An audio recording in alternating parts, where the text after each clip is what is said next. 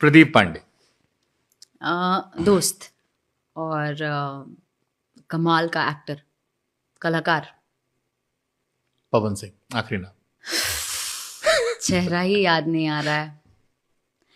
I mean, वो अपने जीवन में जो हैं वो बहुत अच्छे कलाकार हैं, बहुत अच्छे सिंगर भी हैं।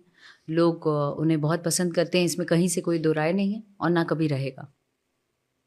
अब इसके अलावा अगर पूछेंगे तो बहुत सी बातें हैं, तो बात करके कोई फायदा नहीं है। भोजपुरी के सबसे बड़ा स्टार। 5, 4, 3, 2, 1। एटीट्यूड तो अपना नहीं झेलते, तेरा क्या झेलेंगे वे?